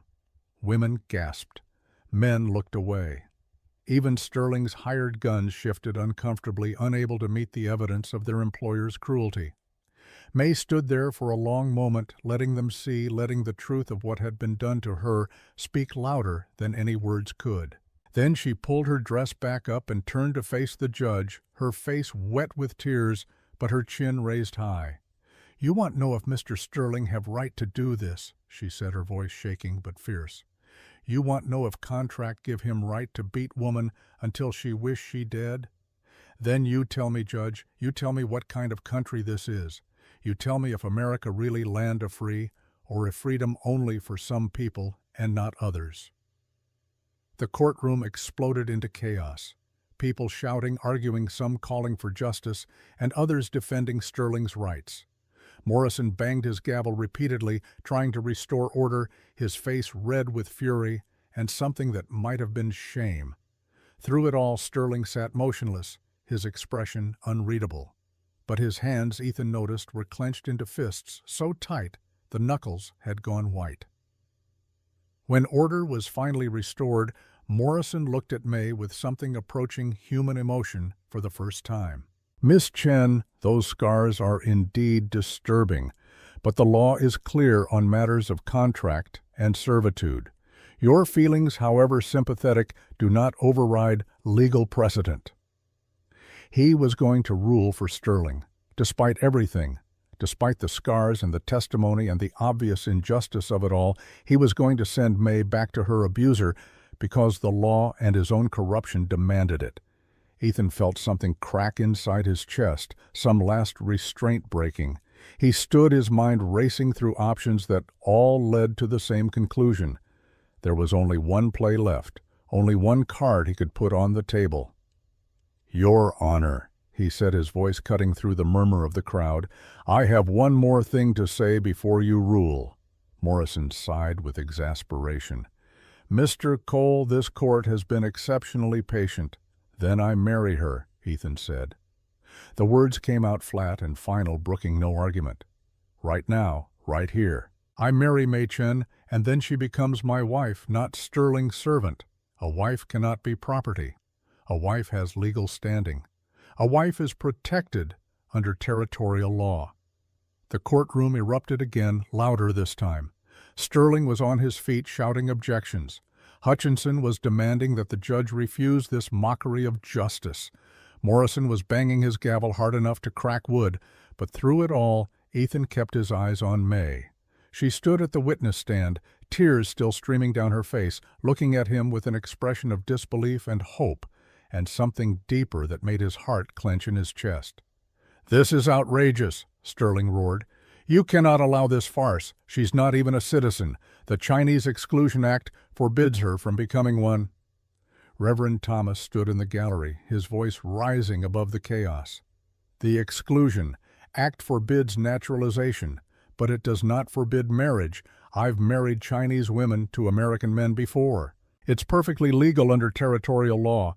Morrison looked trapped, his gaze darting between Ethan May Sterling and the packed courtroom watching his every move. If he refused to allow the marriage, he would be admitting that his ruling was politically motivated rather than legally sound.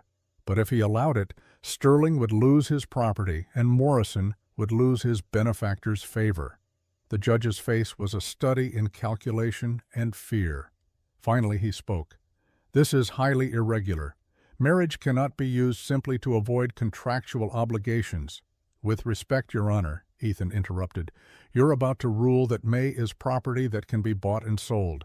If that's true, then I'm buying her permanently through marriage. If it's not true, then Sterling has no claim. You can't have it both ways."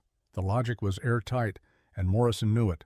Around the courtroom, people were nodding, seeing the trap Ethan had laid. Even some of Sterling's men looked uncertain, sensing their employer's case crumbling. Morrison closed his eyes, and in that moment, Ethan saw him make his choice. Politics and money could wait. Right now, with half the territory watching, he needed to save his own skin. "Very well," the judge said, his voice heavy with resignation. "If Reverend Thomas is willing to officiate, and if both parties consent freely, I will allow the marriage to proceed." Reverend Thomas was already making his way to the front of the courtroom, his Bible in hand, his face alight with righteous triumph. Ethan walked to the witness stand where May still stood. He looked up at her, this woman he had known for less than a month, this stranger who had somehow become the most important person in his world. "This is what you want?" he asked quietly, giving her one last chance to refuse. "Not a real marriage, just paperwork, just protection. You understand?" May looked down at him, and in her eyes he saw all the fear and hope and desperate courage that had brought them to this moment. "I understand," she said, "and yes, this what I want." Reverend Thomas positioned himself at the front of the courtroom, Ethan and May standing before him like supplicants at an altar. The packed gallery had gone silent, every eye fixed on the unlikely scene unfolding before them. A wedding in a courthouse performed under duress, witnessed by a judge who looked like he wanted to be anywhere else on earth. The old preacher opened his Bible with trembling hands, his voice, when he spoke, carrying the weight of 40 years behind a pulpit. "Dearly beloved, we are gathered here in the sight of God and these witnesses to join this man and this woman in holy matrimony." Marriage is not to be entered into lightly but reverently, deliberately, and in accordance with the purposes for which it was instituted by God. Sterling was on his feet, his face purple with rage. "This is a mockery! Your Honor, I demand you stop this farce immediately!" Morrison raised his gavel but did not bring it down. His hand wavered, caught between competing pressures, his corruption warring with his sense of self-preservation. Reverend Thomas continued, as if he had not been interrupted. "Do you, Ethan Cole, take this woman May Chen to be your lawfully wedded wife, to have and to hold from this day forward, for better or for worse, for richer or for poorer, in sickness and in health, until death do you part?" Ethan looked at May, really looked at her, seeing past the legal maneuvering and the desperate strategy to the person standing before him. A woman who had suffered everything and refused to be broken. A woman who had trusted him when trust should have been impossible. A woman who somehow, in the space of a few short weeks, had become essential to his continued existence. "I do," he said, and meant it in ways that went far beyond the legal protection he was offering. "And I vow to protect her freedom, not own it, to stand beside her, not above her, to honor her choices, not dictate them." Around the courtroom, people shifted in their seats. This was not the language of a man playing legal games. This was something else entirely. Reverend Thomas turned to May. "Do you, May Chen, take this man Ethan Cole to be your lawfully wedded husband, to have and to hold from this day forward, for better or for worse, for richer or for poorer, in sickness and in health, until death do you part?" May's voice, when it came, was clear and strong, her English perfect in this moment. "I do. And I vow to build our future, not erase his past, to choose him every day, not because I must, but because I want to stand with him when the whole world stands against us." And tears were flowing freely down her face now, but she was smiling through them, radiant, despite everything. "Then by the power vested in me, by the territory of Wyoming, and by God Almighty, I now pronounce you man and wife." Reverend Thomas closed his Bible with a decisive snap. "What God has joined together, let no man put asunder." The courtroom erupted. Some people cheered, others shouted in outrage. Mrs. Whitaker was openly weeping, her handkerchief pressed to her face. Doc Miller nodded approval from the back row, and Victor Sterling pulled a pistol from inside his coat. Everything happened in the space between heartbeats. Sterling raised the gun, his face twisted with hatred and humiliation. "You think you've won? You think some legal trick saves you from me?" Ethan saw the weapon, saw Sterling's finger tightening on the trigger, and made the only choice available. He stepped in front of May, spreading his arms wide, making himself the largest possible target. The gunshot was deafening in the enclosed space of the courtroom. The bullet hit Ethan in the left shoulder, the impact spinning him halfway around. He felt the burn, the shock of it, the way his body wanted to collapse, but his mind refused to let it.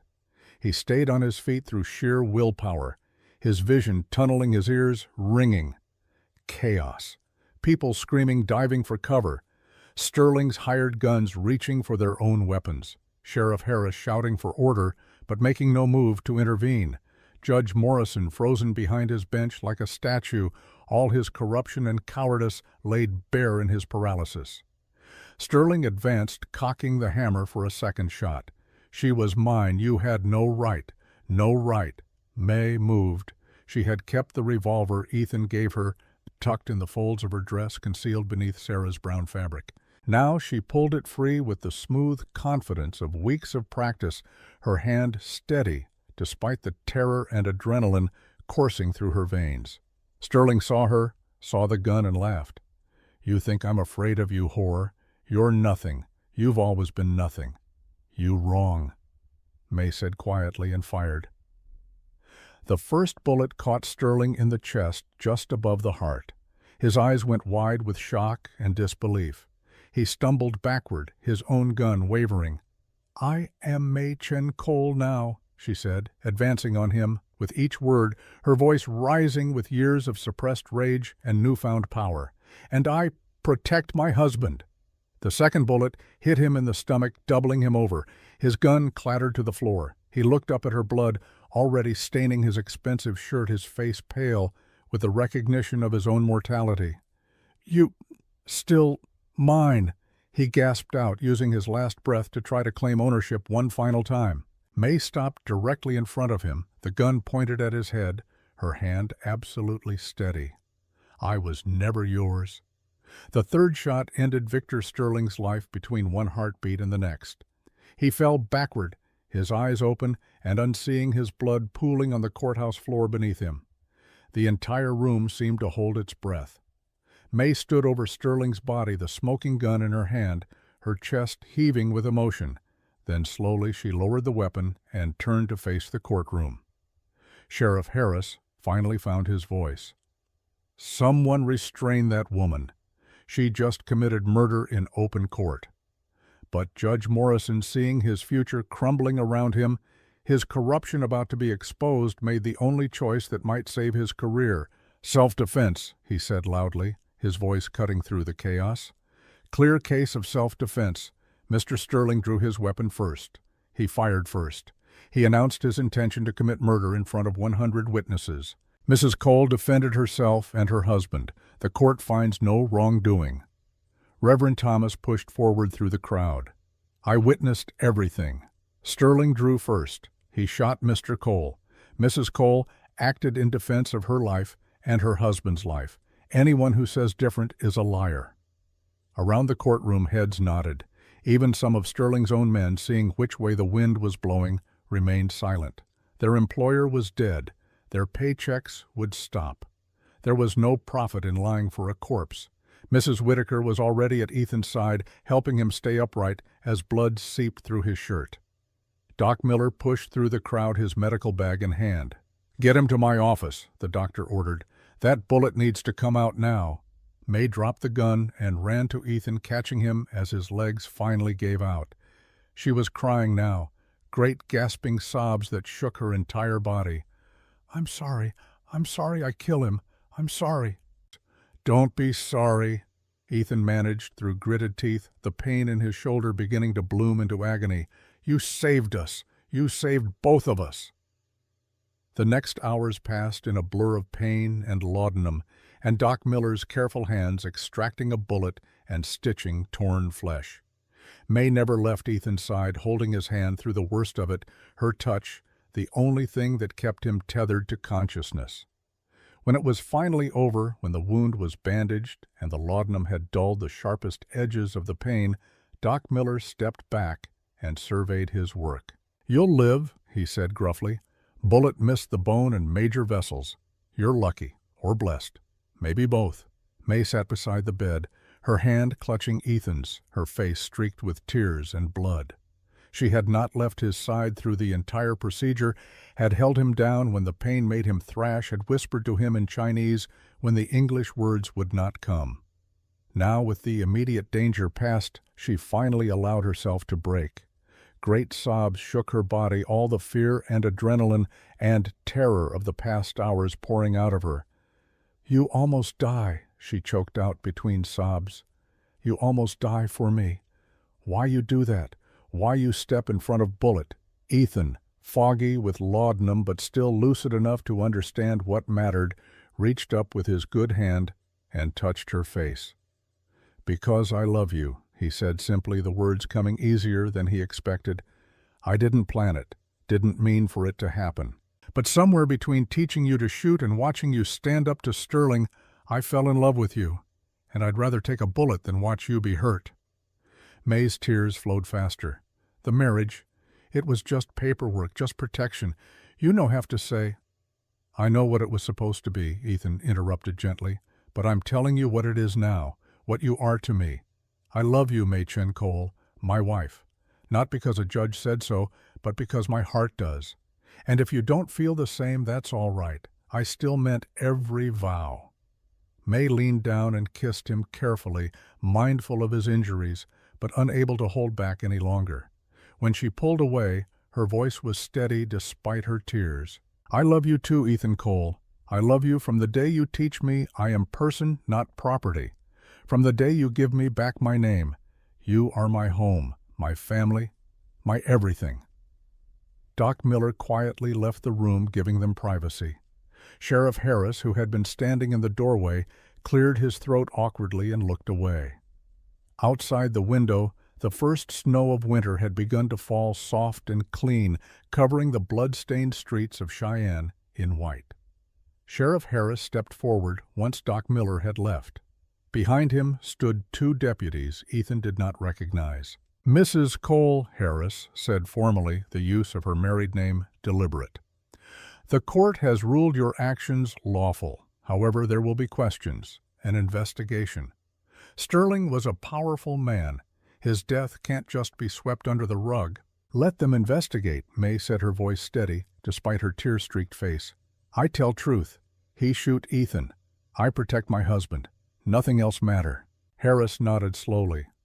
"For what it's worth, ma'am, Sterling had it coming. I've known what he was for years, just never had the spine to do anything about it." He looked at Ethan. "You're braver than most, Cole, or more foolish. Haven't decided which yet." Over the next 2 weeks, as Ethan recovered in a rented room above Mrs. Whitaker's store, the investigation proceeded. But the outcome was never in doubt. Too many witnesses, too clear a case of self-defense, and more importantly, with Sterling dead, his web of corruption began to unravel. Sheriff Harris himself came under scrutiny when it was discovered he had been taking bribes for years. He resigned in disgrace, replaced by one of his own deputies who actually believed in upholding the law. Judge Morrison, sensing the tide turning against him, suddenly announced his retirement, fleeing to California before anyone could investigate his own dealings with Sterling too closely. And Pike Sterling's man who had sold May in the first place was arrested on charges of human trafficking. He turned witness against a network of slave traders operating between San Francisco and the frontier territories, buying himself a lighter sentence by exposing the others. Justice imperfect and incomplete, but justice nonetheless. Through it all, May tended Ethan with unwavering devotion. She changed his bandages, prepared his meals, read to him from his small collection of books when the pain kept him awake at night. The love they had confessed in those first desperate hours after the shooting only deepened with each passing day. A month later, when Ethan was well enough to travel, they returned to the ranch. The first thing they did was visit Sarah's grave on the hill overlooking the valley. Ethan knelt by the headstone, placing fresh wildflowers on the mound of earth. May stood beside him, her hand on his shoulder, offering silent support. "I kept my promise, Sarah," Ethan said softly. "Took me 5 years, but I found happiness again. I hope you don't mind that it's not how either of us expected. I hope you understand." The wind moved through the grass, carrying with it the scent of approaching spring. May knelt beside him and placed her own hand on the headstone. "Thank you," she said to the woman buried there, to the memory, to the ghost that had haunted this place for so long. "Thank you for him, for teaching him how to love, for making him the man who could save me. I promise I take good care of him.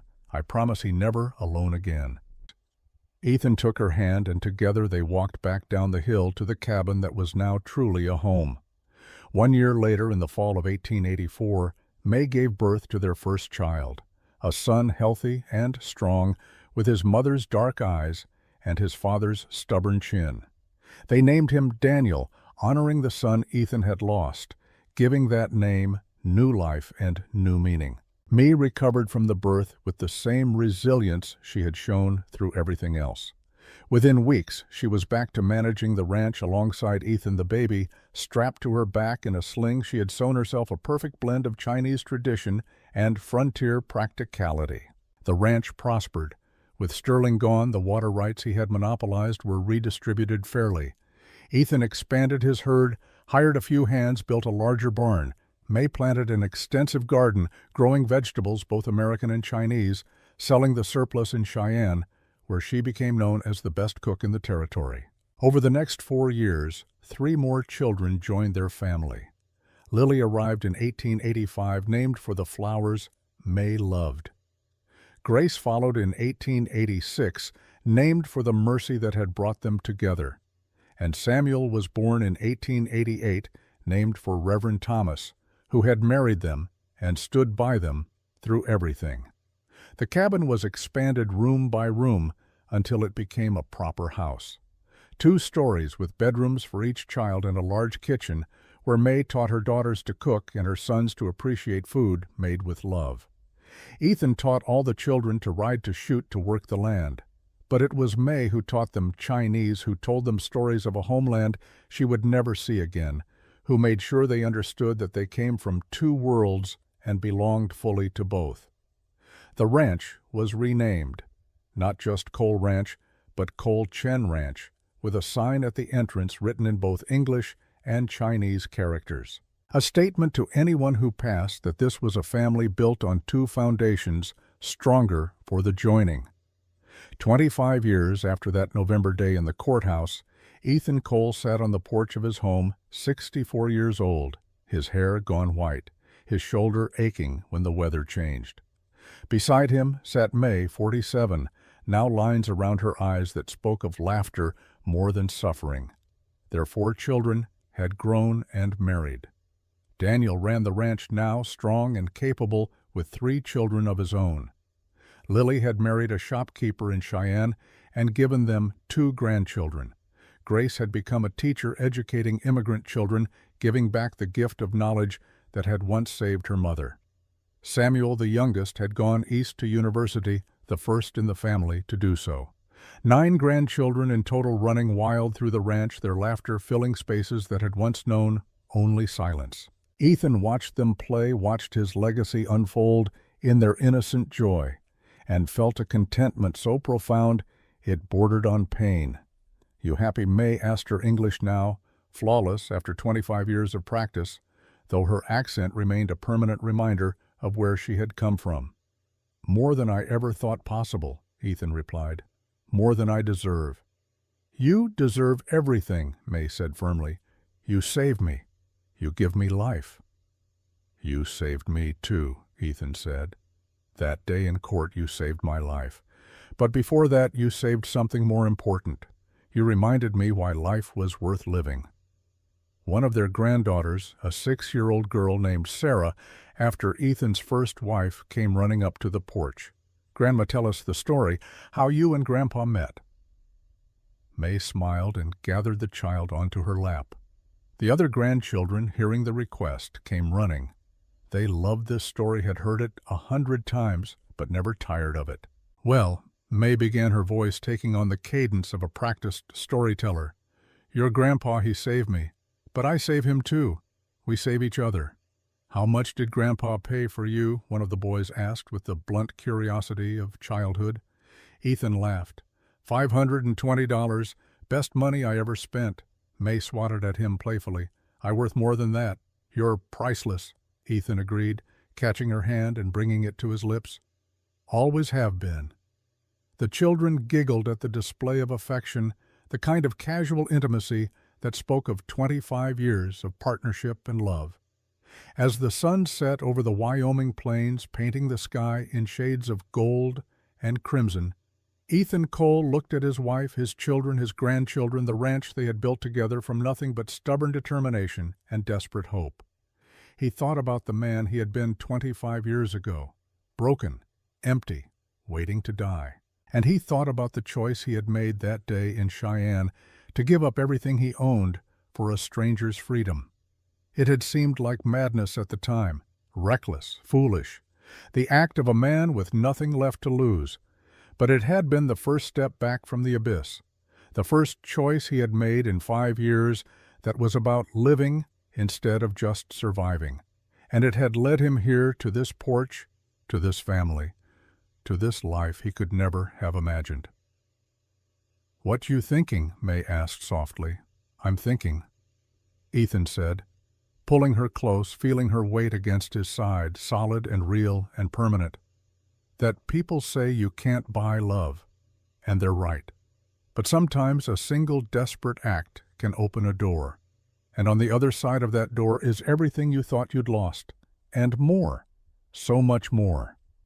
May rested her head on his shoulder, and together they watched the sunset surrounded by the noise and chaos and beautiful mess of the family they had built. 2 broken people who had found each other in the darkest moment and chosen every single day for 25 years to keep choosing each other.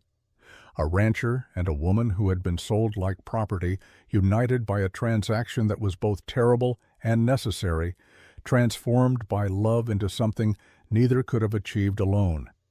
This was not the life either of them had planned, but it was the life they had fought for, bled for, killed for, and it was perfect. The end.